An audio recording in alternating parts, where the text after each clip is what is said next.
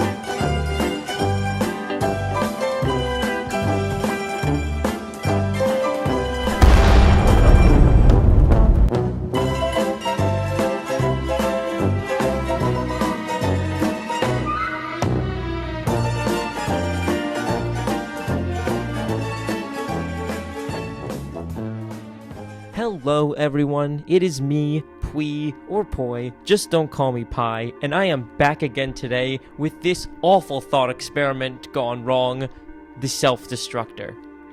The self-destructor was an idea I had after playing a 5-game combo-off Empty Jar versus Last Turn against Spire 27, in which self-destruct button, this card right here, was used twice. You can only activate this card while your life points are lower than your opponent's life points, and the difference is 7,000 points or more. Both players' life points become 0, i.e. a draw. Upon playing against this card, against this player, I realized that this card is at 3. Not only is this card at 3, but Wall of Revealing Light, which can immediately reduce your life points by 7,000, is also at 3. And Inspection, which can also immediately reduce your life points down by 7,000, is also at 3. i.e., this is a 2-card combo with redundancy. That's insane. It's ridiculous. Only one tiny problem. It doesn't make you win the game. It makes you tie the game. However, we can mitigate that problem with the classic Last Turn and Jaugen combo. I threw this in originally as a 2-of, and I'll get to why in a moment, but of course, if you're unfamiliar with this combo, if your life points are 1,000 or less, select one monster on your side of the field, it should be Jaugen, send all other cards in the hand and the field to the graveyard immediately, then your opponent may special summon a monster, except they can't because of Jaugen. Then those monsters battle, but they won't because of Jaugen, and then, if you are the only one with a monster left on the field, you win, which you do, because of Jaugen. However, this is only a secondary plan to the deck, and indeed, Cyberstein and Megamorph in the sideboard is also a secondary plan to the deck. The primary plan to this deck is to destroy your opponent's will to continue playing the game by looping self-destruct button. It's a lot easier than you think. You've seen it in the games. I've gone up to game 14. I've played many, many games. It's ultra consistent. It's very easy to do, and it's awful. It's really bad, but it works. So at first that was the original approach. Just keep playing. Get rid of your opponent's, like, literal time to play the game. Because, you know, people carve out a half hour or so to play a game of Yu-Gi-Oh! And then all of a sudden you're trying to get them there to sit down for an entire hour. They don't have time for that. Maybe they're just sick of what you're doing. Either way they leave. Free rating for you. So this is the most degenerate garbage of all time. And it gets even worse when you factor in the fact that it doesn't work. Y'all are persistent little buggers, you. Not many players were willing to give up when they realized what was going on. And so my one Jowgen, one last turn plan had to quickly change. However, the approach actually took a different turn, and there's still an argument for this deck to be a viable option on what to play. The reason being that there has been calculated a 4.5% chance that one opens with Jowgen, Last Turn, and Inspection or Wall of Revealing Light in their hand. However, this chance is increased when we throw in card draws such as Pot of Greed, Graceful Charity, Upstart Goblin, and the Jars. Or card destruction. There's also card destruction. Then, it's factored in even further if you get multiple tries to draw said opening hand. So, the plan of the deck now is to keep self-destruct buttoning until you get the combo in your hand turn 1. Fun, isn't it? Just a great time. Why? Why did I make this? Why did I make this? Okay, where were we? Basic line of the deck is set self-destruct button, set Wall of Revealing Light, flip Wall of Revealing Light, flip self-destruct button, tie the game. That's the bread and butter. Rinse and repeat until eventually you have this card, and one of these cards at the same time.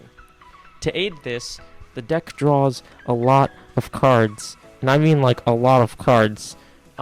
Let's take a look at what we have here. As I said before, we've got Pot of Greed, we've got Graceful Charity, we've got Upstart Goblins, and we've got Card Destruction. On top of that, we have Cyber Jar and Morphing Jar, and as my own special spice, I've put in 2 Book of Taiyus. You'd be surprised how often you can get a Book of Taiyu and one of these jars in your hand in your opening, especially factoring in all that aforementioned card draw. In addition to that, Book of Taiyu plus Cataville Omen can let you put any trap you want on the top of your deck immediately, same turn, and if you have card draw, you can draw said trap. You saw in that still that if I had done that, I could have summoned Jowgen and won in that very long game. I didn't notice it, but it is a line. So Book of Taiyu has a pretty justifiable place in this deck, and really makes the games a lot faster. We've also got a Reckless Greed, which is another card draw card that I keep forgetting about, but it is here. Moving on, we have, of course, Cataville Omen, I just mentioned. It helps us search the traps. Most of our combo pieces are traps, so it's very useful. It's also a flip monster that will eat a mind control, it'll eat a knock, let you save your jars for later, because your jars are pretty good when they're flipped. Sand again can search anything you need in the entire deck, including Jowgen, including the jars, and including Cat, which is good.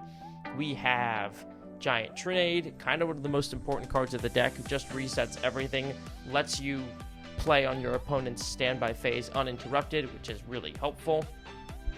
Inspection is surprisingly useful just besides being a life loser, because if you use it in the early game, you get to start looking at your opponent's cards, and otherwise you wouldn't have a chance to see what they were playing. But as you play games, you actually manage to collect information on your opponent, and you manage to be able to side well against them, which is really good.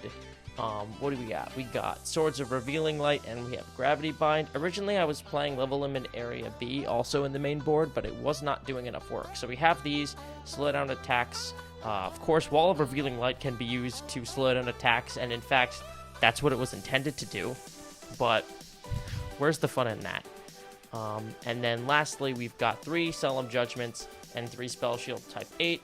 This can handle anything that might be thrown at you, which is of course very important. Negating stuff that could stop your combo, be very disruptive, is not good. Spell Shield type 8 is very useful in this particular deck because there's a lot of situations where that first effect that doesn't require a discard is useful.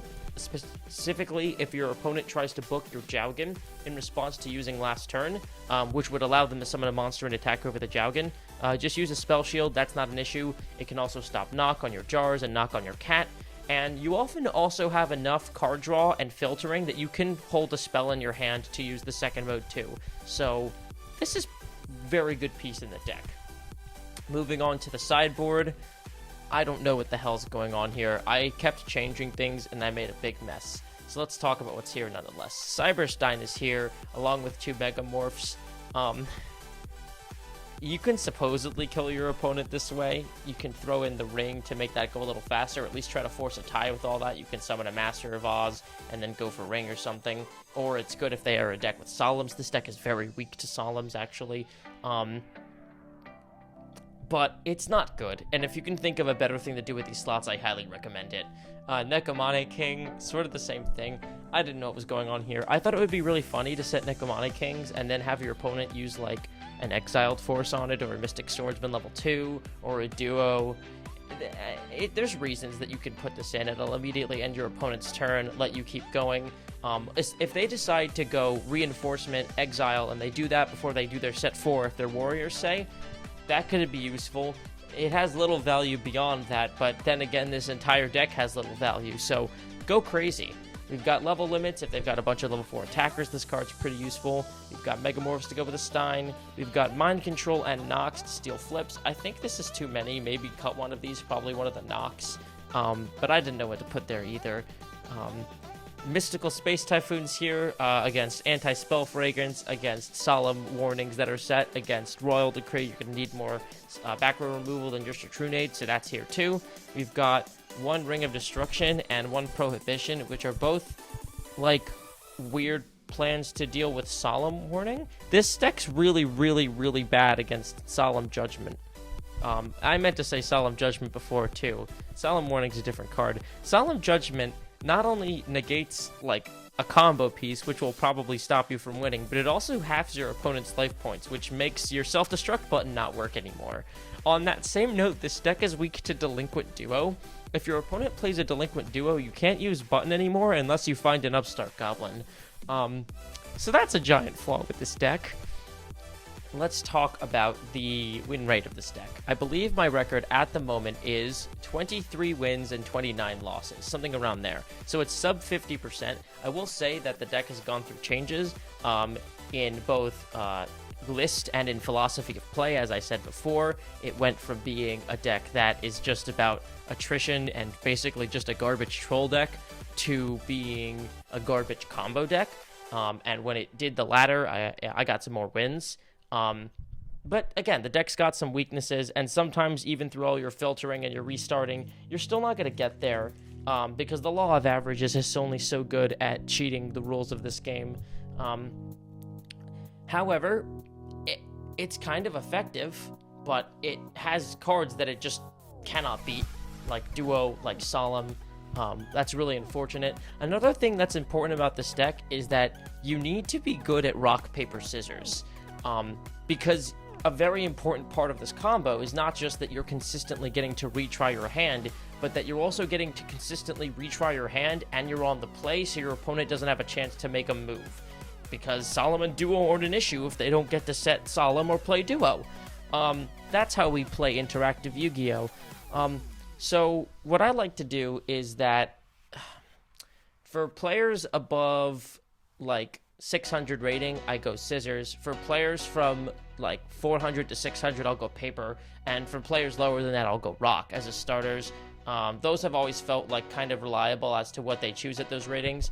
Once you get a first game, like any game, win or loss, you're going to want to take note of who played what and start keeping track of people's patterns. And my last special note is that in the case of a tie, I'm going to usually immediately swap to the thing that will beat what we just tied with. I found usually this is the most effective option, because it'll either make you win or it'll make you just tie again. And it's probably going to bite me in the ass that I told you all that, because it'll make winning with this deck harder later. Which is not a problem, because I'm not going to play this deck again. Let's talk about why this deck is bad. Reason number 1. It requires you to win rock, paper, scissors to be good. And that means that if you're in any environment where you're choosing who goes first with not rock, paper, scissors, it's random and there's no point. That's bad. Reason number 2. This deck is not fun to play against, and we like our friends and we want them to have fun. So it's bad. Reason number 3. Even if we don't like our friends and want them to have fun, this deck doesn't have a win rate to justify playing it. So it's bad. And reason number 4 is, please don't play this. This deck is the most degenerate thing I have ever seen in maybe any card game? That's a lie. No, but this is certainly one of the most degenerate things I've seen in GOAT format. It's really annoying, and it can really cause some miserable situations that are inescapable, but also, in the long run, is probably more harmful to play for your win record than it is good for your win record. So, don't play it. I'd like to thank Spire27 for inspiring me. Ha ha ha ha, that was a joke. And of course, I'd always like to thank Jinzo&Tonic for letting me put trash like this on his beautiful channel. Like, comment, subscribe, join his Discord. And with that, I am done. Now, if you'll excuse me, I'm going to play some Empty Jar.